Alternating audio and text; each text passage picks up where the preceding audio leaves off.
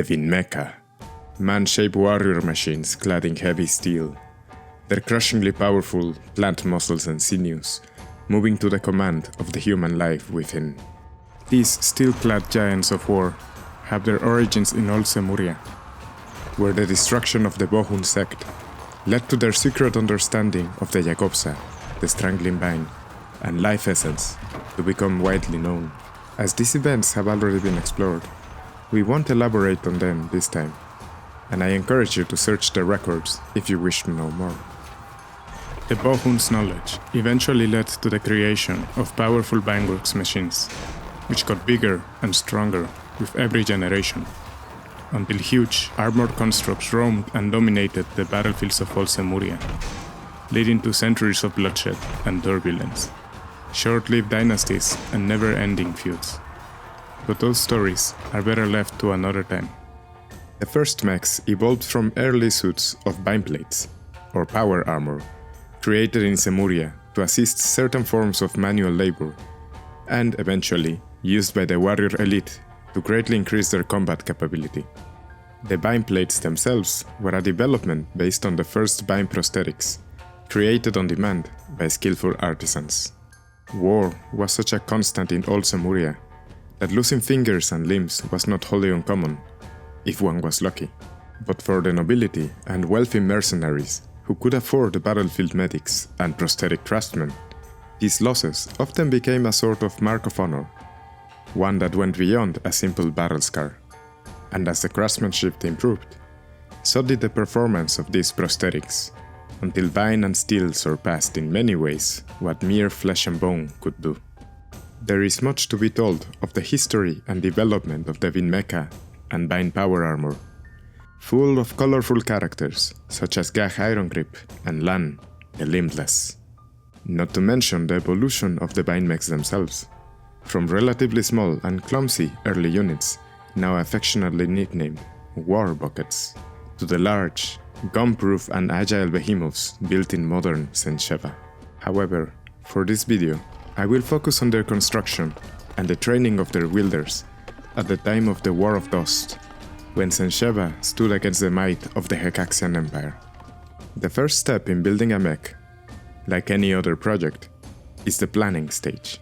It takes a skilled master crafter of the guild to design and plan out the construction and skeleton for a new Mech, one that is experienced enough to discern and calculate the volume and type of vines that will be needed to keep the mech agile and strong, and yet sufficiently armored to withstand shot of all but the largest field artillery.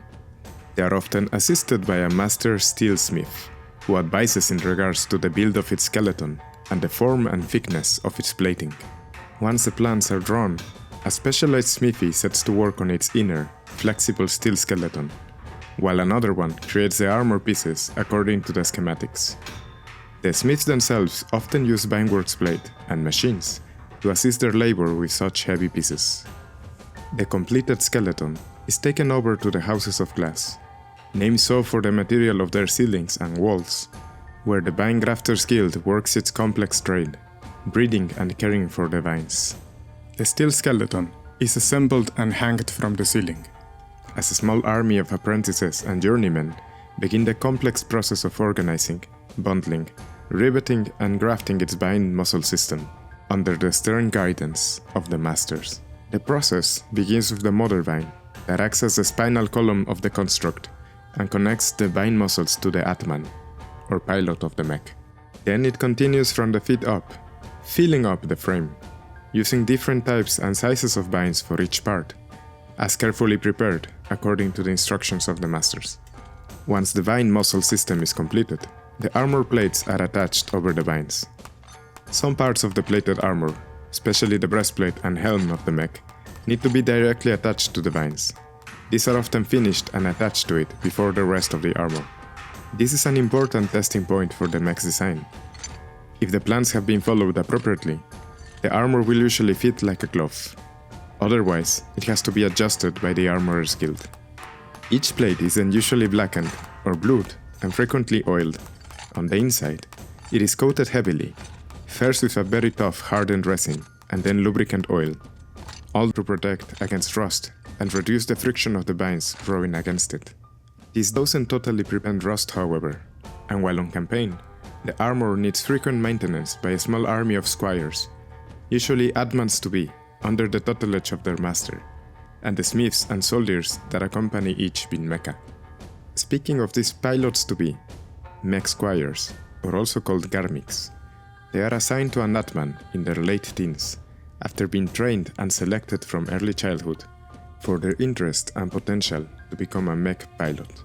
The main method used to train an atman consists of practicing on small reproductions of bin mecha. This allows for constant practice of the mechanics of mech piloting, as moving a full-size mech would require too much energy to do frequently, and be potentially catastrophic in the hands of an inexperienced pilot. This is an extremely advanced use of the essence, as it requires great mastery over one's own life force, its sharing, and a keenly trained proprioception that extends beyond one's own body and to the vine muscle system of the mech. But it can also be a fun, risk-free game that often involves mock fights, racing, dancing, or other skill-based competitions between the garmics, and occasionally, even the experienced pilots when they join in to train their apprentices. When a garmic can consistently hold their own against, or even beat their atman at these exercises, it signals the time to say their farewells, as they are sent to a Semshevan city to begin the process of being assigned to their own bin mecha. This usually happens at the earliest, around their mid or late 20s, depending on their personal skill and upon approval from their atman.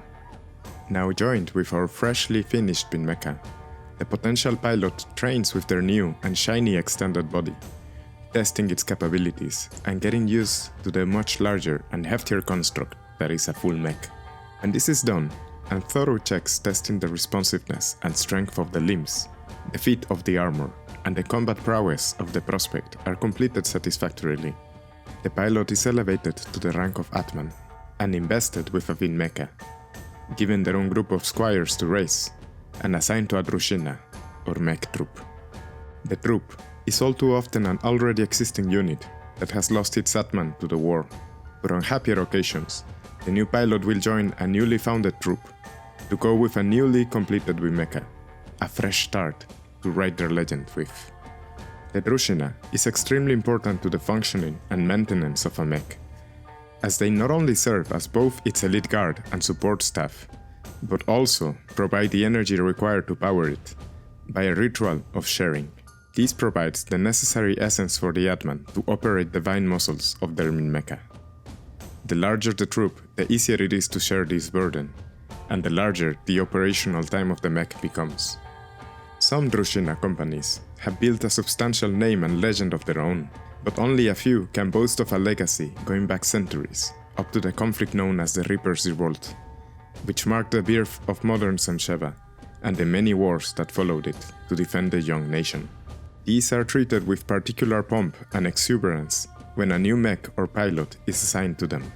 Once all the formalities are taken care of, and after a great ceremony and taking of oaths, the newly joined mech troop is promptly sent to the front to begin or keep adding to their legend.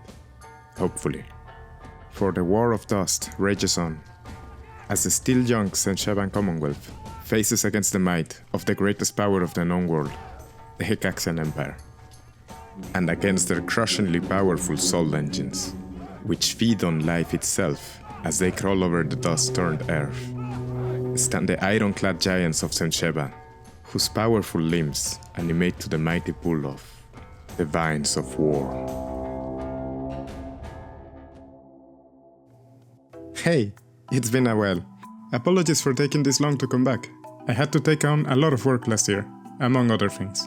I want to personally offer my immense gratitude and appreciation for all of you who have supported this project so far and stuck with me despite the frequent content droughts, and especially to all of you Patreons and other financial supporters, as it is thanks to your help that I'm able to justify spending more time and money on the project.